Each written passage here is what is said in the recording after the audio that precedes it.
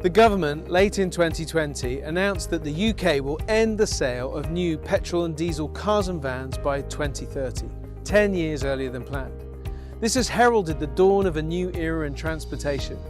For cars and vans, this is focused firmly on the transition to electric drivetrains, not only delivering zero tailpipe emissions, improving air quality and protecting the climate, but just simply a better way of driving and delivering your goods and services.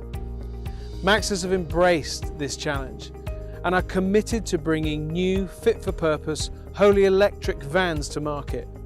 Also, they have recognised that this is a transitional journey, so that there remain some challenges that need to be met in more traditional ways. Whatever you need to get your goods or services from A to B, there will be something in the Maxus range for you. My name is Paul Kirby and Maxus have asked me to talk with you about their new range of vans. With my first job in life being a van driver, I have since been messing around in vans for nearly 30 years.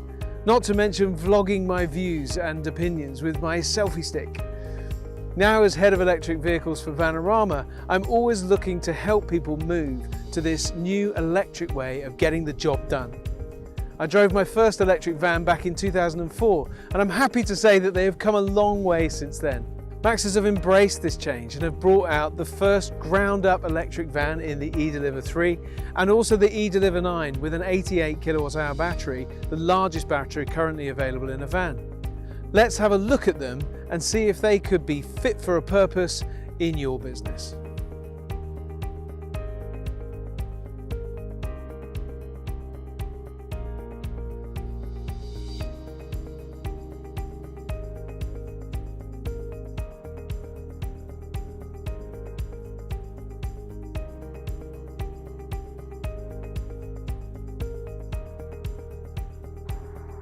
So in this video, I'm going to focus on the Maxus eDeliver 9.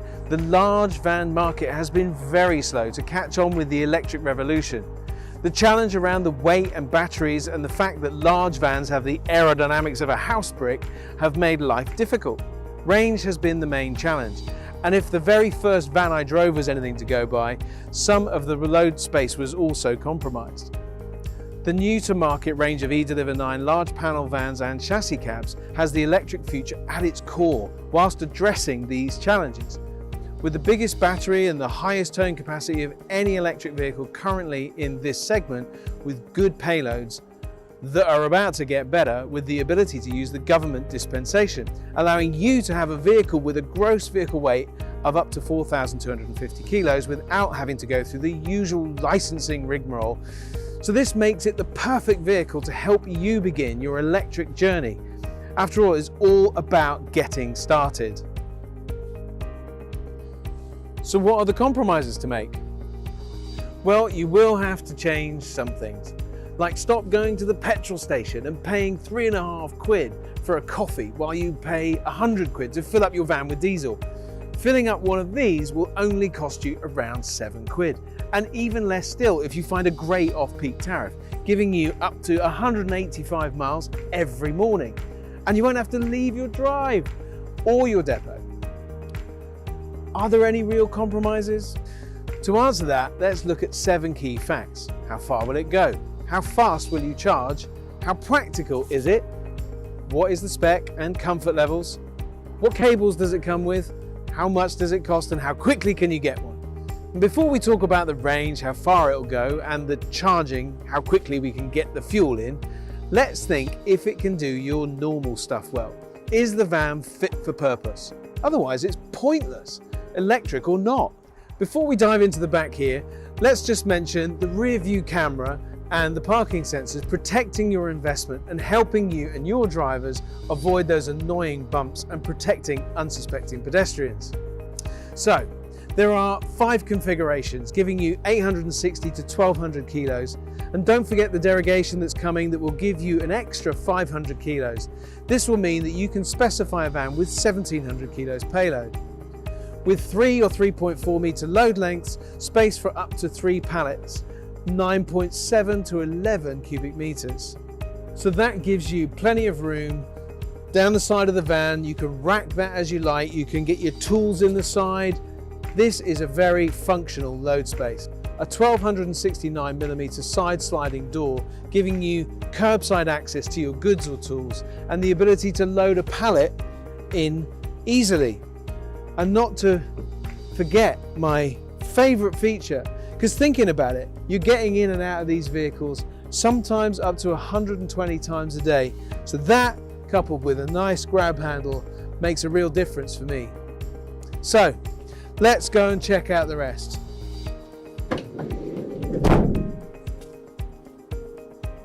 So now we've established it can do what you need it to, you need to know if it will go far enough to cover your journeys and how quickly you can fill it up. It comes in 3 battery sizes, 51, 72 and 88 kilowatts, giving you WLTP ranges of 121 all the way up to 185, and a little bit more if you're doing a city operation. It's also worth knowing that those distances were measured with 77% payload. If you're doing more miles than the charge you have, then it's good to know that you can get back up to 80% charge in less than 45 minutes at a DC rapid charger. Don't bother going past 80% though. I'll explain why in a separate video on charging. Of course, you have AC charging, allowing you to charge at a home wall box or your depot, which will allow you to charge the smaller battery just over 7 hours and the largest one in a little over 12. If you are able to charge at the maximum 11 kilowatts with 3-phase electricity, then you are taking around 8 hours. A suitable cable comes with the vehicle. So it's practical, you have a decent range, and you can charge up quickly.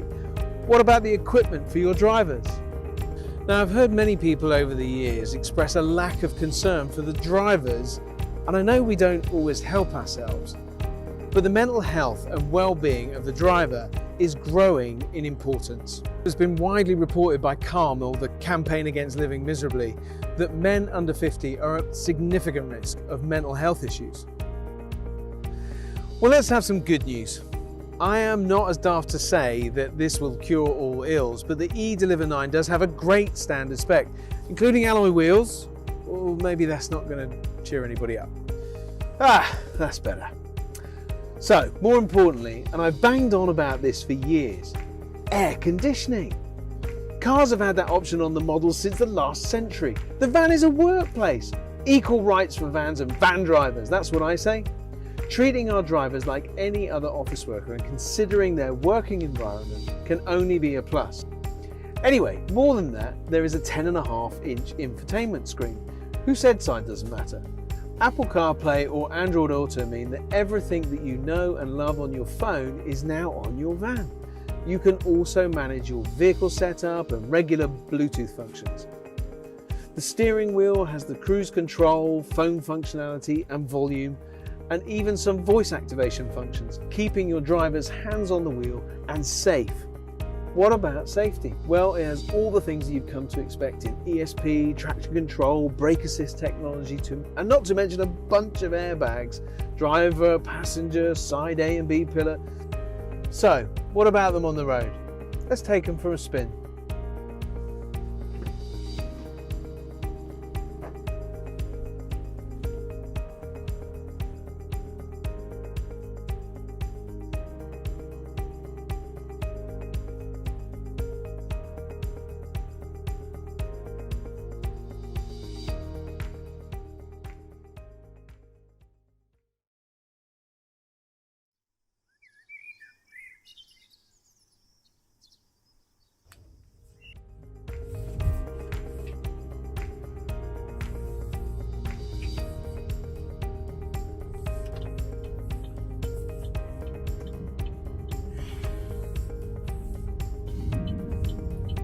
Roundabouts, T-junctions, pulling away from the side of the road, all are made really easy with an electric drivetrain. They are a joy to drive.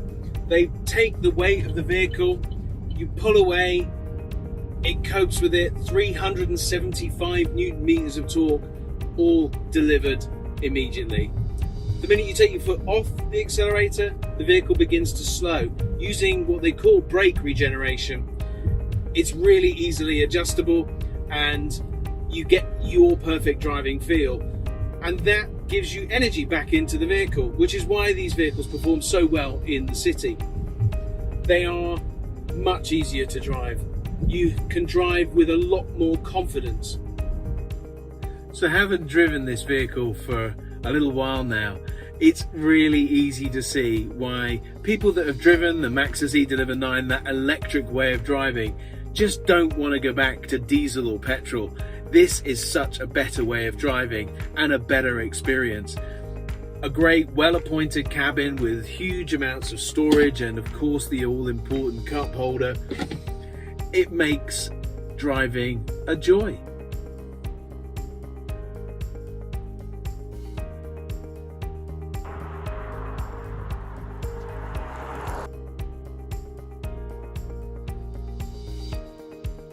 From the moment you get in an electric vehicle, you know it's a better thing to do. It's a better way of driving. It's a better experience.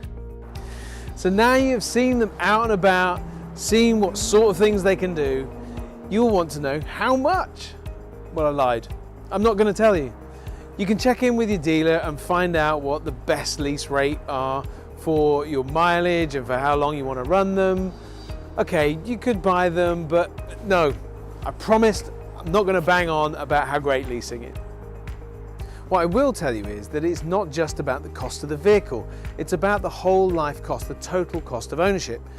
You need to think that the cost of fueling this vehicle as a diesel is around £292 for 1,500 miles per month. An electric will cost you about 95 quid. Add on to that the lower cost of maintenance, reduced downtime, there's less to go wrong, and just generally safer. And don't get me started if you travel into London regularly, that would actually mean you getting a van for free. Anyway, the actual cost difference should be minimal or even a saving, even with that higher cost of the vehicle. Finally, the all-important when. Well, they're arriving in the country as we speak. Now, many large companies are already lining up to buy these vehicles, so do get in quickly. Why should they be the only ones to benefit? So, there you have it. No compromising for getting started on this transformational journey. The green revolution, as Boris calls it. This must take place over the next 9 years, and there's maybe less than 2 full vehicle life cycles. All the while making a difference to the quality of the air in the towns and villages that you operate in, and not to mention giving your drivers a better driving experience. What is not to love?